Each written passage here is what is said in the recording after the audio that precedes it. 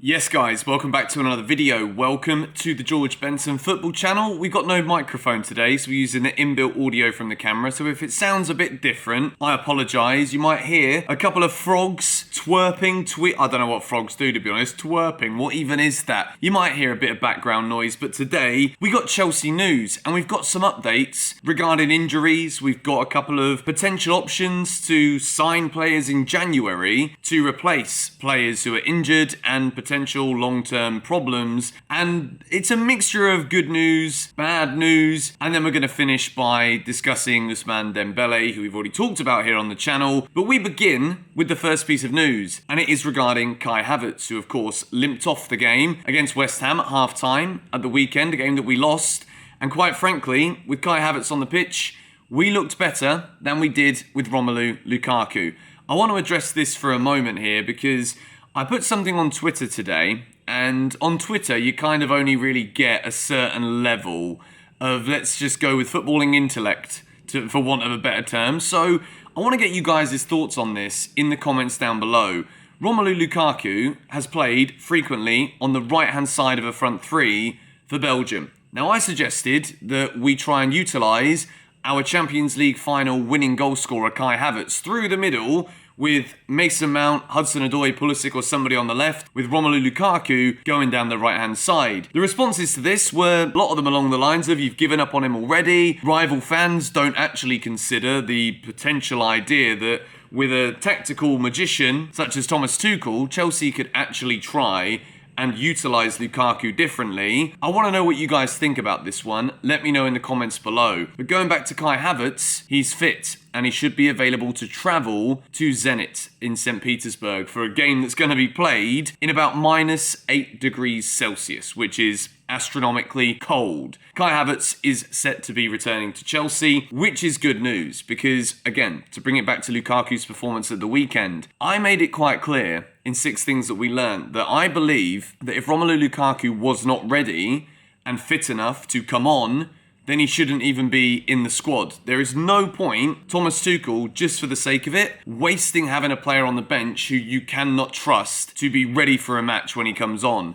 And in my opinion, Romelu Lukaku, as brilliant of a striker as he could be, he showed us in that second half display that he's not ready right now. He might have come back to fitness in terms of being ready with the ball in training, but match fitness in a game that size, it was not the game to be regaining match fitness. He was kind of all over the place in that second half, and I mean all over the place in the sense of he was nowhere near the positions we needed him to be in or at the sharpness we needed him to be at in order to cause West Ham any kind of problems. So Kai Havertz being fit again is great news for Chelsea, and he could be available to face Zenit in that Champions League final group game tomorrow night. We move into some more relatively good news. And I say relatively because he's not available to play against Zenit tomorrow, but Mateo Kovacic could well be back to face Leeds United at Stamford Bridge on the weekend, which to me is amazing, amazing news.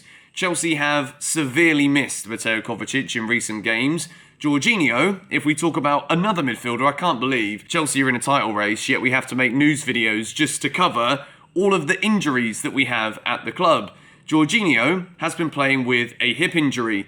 Not entirely sure that is a good enough reason for him to just miss the ball against Man United or to play such a feeble back pass to Edouard Mendy, but Jorginho is clearly struggling. His movement has not been good.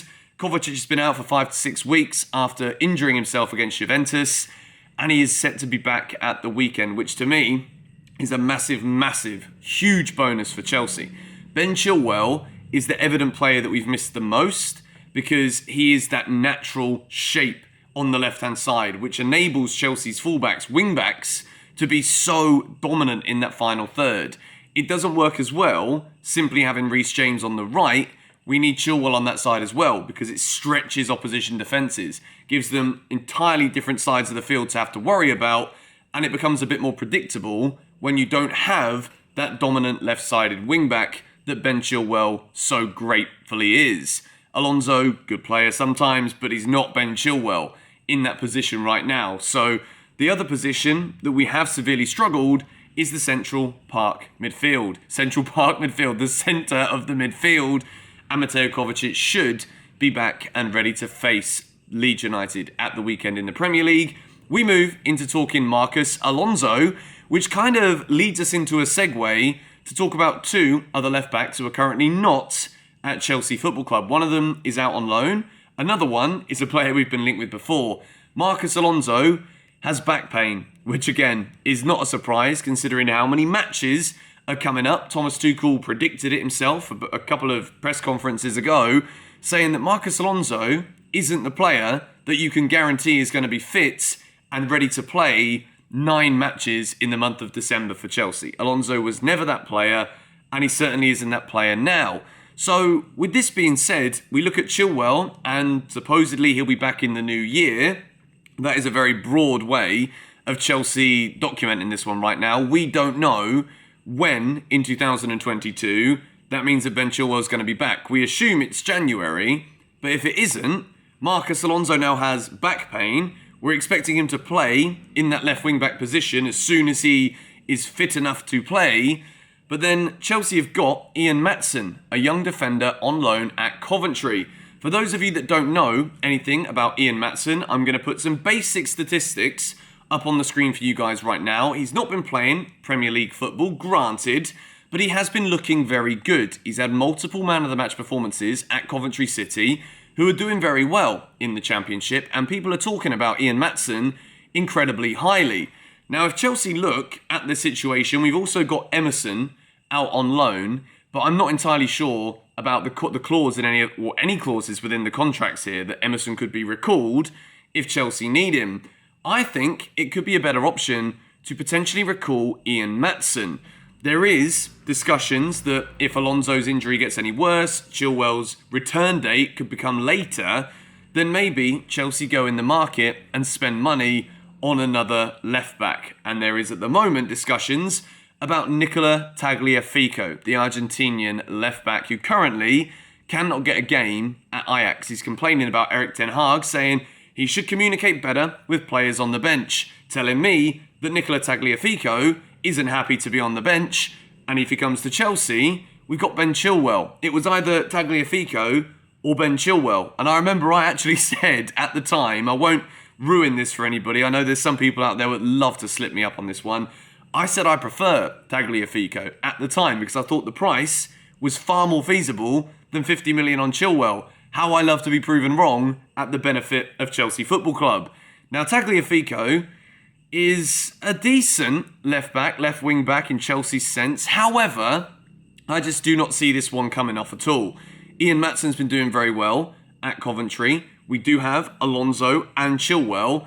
It is simply a case of, with all the injuries we have, it's no surprise that in multiple positions, there are multiple players out injured. Chelsea have not had any luck with injuries whatsoever, which is why I'm not going to keep throwing my toys out the pram about what happened against West Ham at the weekend. We're doing very well, considering how many people we've missed. Let me know in the comments down below. If Alonso's injuries persist, if Chilwell's return date doesn't become solidified and we know that it's sooner rather than later, would you guys go ahead and recall either one of an Emerson if we can, Ian Maatsen is my current choice, or go out and buy an unhappy Nicola Tagliafico who might play for a month and then will be complaining on the bench again that he's not first choice when Ben Chilwell comes back, who will obviously be the first choice player.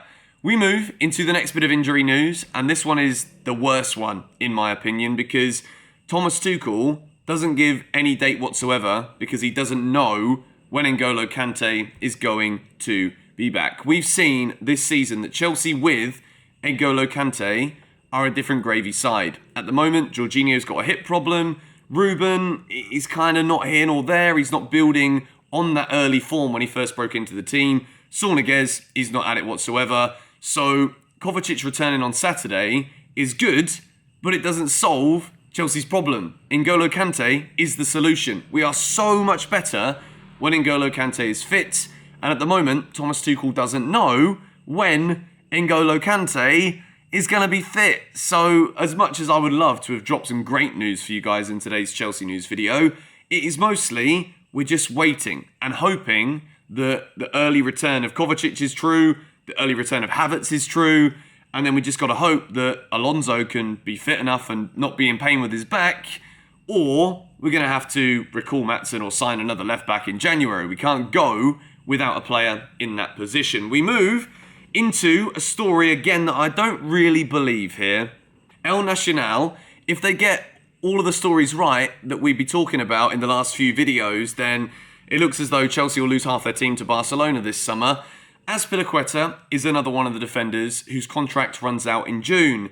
It is reported that because Roman Abramovich values Azpilicueta, which of course he does, so highly as one of the most important players in the club's history, agreed, totally see why, apparently he's planning a massive farewell for Azpilicueta, which is not ideal things to read, really, is it? But again, it is a Spanish newspaper reporting this one, or Spanish media outlet reporting this one. I'm not entirely sure, but Azpi, I think he will be offered a new Chelsea deal. Maybe he looks at the minutes he's getting, it's not going to get better necessarily unless for injuries, and maybe Azpilicueta wants to move. If so, then Abramovich's farewell party is 100% absolutely deserved. Do not leave any stones unturned. If the man wants Bloody Marys and champagne, you just order an infinite supply of every single drink he wants, mate. So I hope Azpi doesn't leave. It would be great to have him around the club. He's been a brilliant captain for us. Let me know your thoughts. Is Azpi staying or is he going? In the comments down below. The final story of the day. It's been a bit of a messy news video, this one, so thank you if you stayed till the end. Ousmane Dembele has reportedly, his agent has held talks with both Chelsea and Manchester United. We've spoken about this one a lot before, and my opinion remains the same.